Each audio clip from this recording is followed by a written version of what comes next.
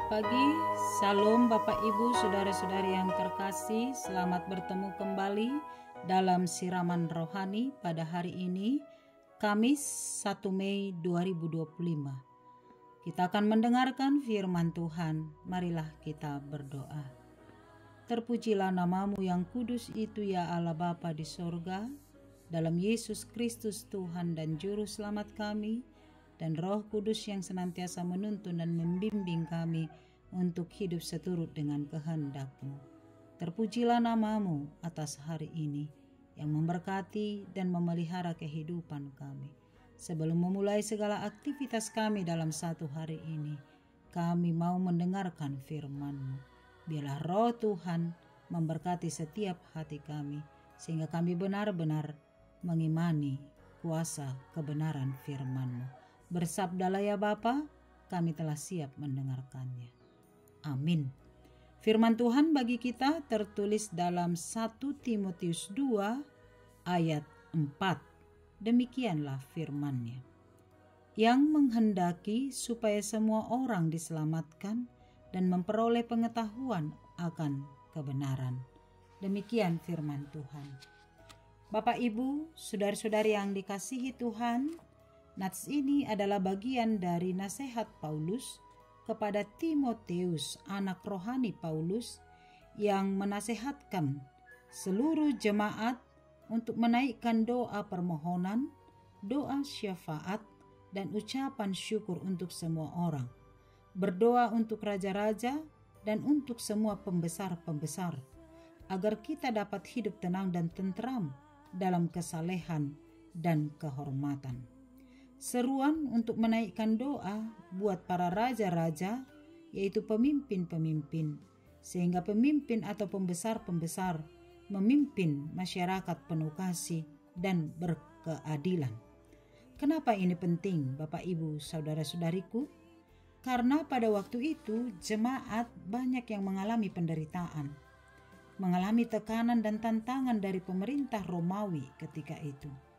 Kehidupan jemaat sedang mengalami tekanan, baik secara ekonomi, sosial, dan politik. Karena itu muncul pertanyaan, bagaimanakah sikap jemaat kepada Kaisar Romawi? Apakah respon jemaat terhadap penganiayaan dan tekanan para raja dan penguasa yang lalim itu? Paulus mengajarkan kepada Timotius dan seluruh jemaat bukan membangun perlawanan, pemberontakan, dan kekerasan.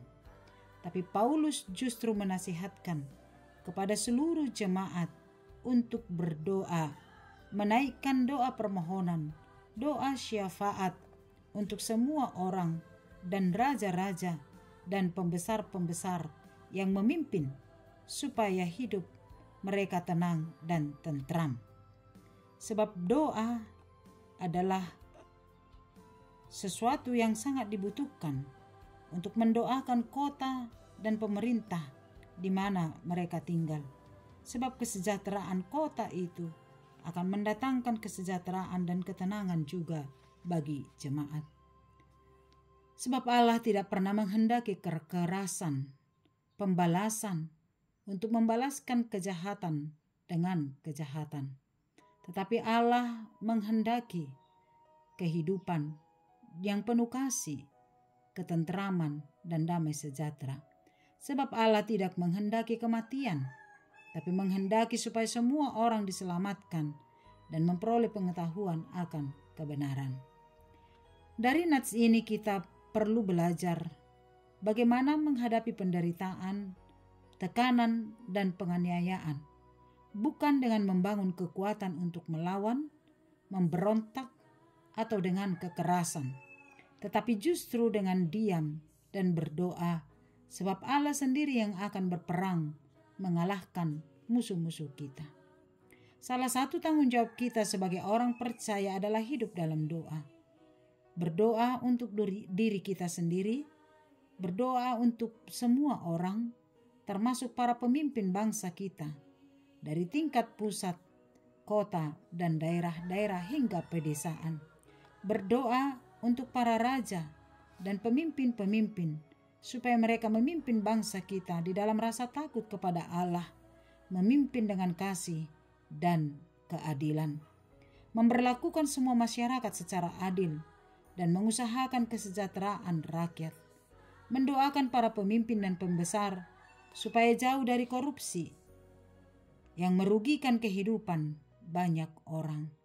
Itulah tugas tanggung jawab masyarakat, tanggung jawab gereja, sebagaimana peran gereja di tengah-tengah kehidupan kita, mendoakan pemerintah supaya para pemimpin-pemimpin memimpin di dalam kuasa Allah, sehingga setiap kepemimpinan mendatangkan kesejahteraan bagi masyarakat, sehingga para pemimpin benar-benar memimpin dengan hati nuraninya, maka keselamatan akan dianugerahkan Allah kepada kita.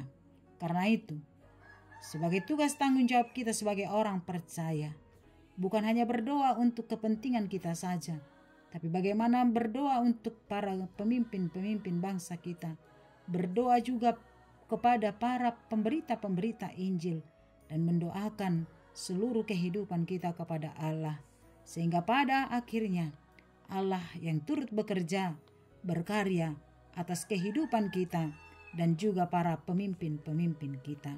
Karena itu, senantiasalah berdoa, menaikkan doa pujian, doa syafaat, sebab kita yakin dan percaya Tuhan akan menjawab doa-doa kita. Amin. Kita berdoa. Terima kasih ya Allah Bapa di sorga, buat firman Tuhan yang luar biasa, yang mengingatkan kami sebagai orang percaya. Salah satu tanggung jawab kami adalah mendoakan para pemimpin-pemimpin kami. Berdoa untuk semua orang. Berdoa para pembesar-pembesar yang memimpin bangsa kami, baik dari tingkat pusat, kota, daerah, bahkan ke pedesaan. Tuhan yang memberkati, Tuhan yang mengurapi, sehingga kepemimpinan para pembesar-pembesar kami, para pemimpin-pemimpin kami, senantiasa di dalam takut akan Tuhan, sehingga setiap kebijakan dilaksanakan berkeadilan kepada semua masyarakat, mendatangkan kesejahteraan. Kami berdoa buat para pemimpin-pemimpin, pembesar-pembesar kami. Tuhan jauhkan mereka dari korupsi, tindakan ketidakadilan, biar mereka senantiasa berjalan, melakukan setiap kepemimpinannya seturut dengan kehendak Tuhan. Kami berdoa juga untuk pemimpin-pemimpin gerejamu yang memberitakan Injil di tengah-tengah dunia ini. Mari Tuhan berkati setiap pemberita firman, sehingga firman diberitakan untuk meneguhkan hati setiap jemaat Tuhan. Berkati setiap jemaat-Mu Bapa di sorga, dalam setiap pergumulan dan tantangan kehidupannya.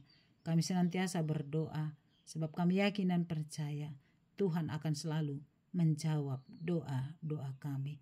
Kami berdoa untuk pekerjaan kami. Mari Tuhan berkati.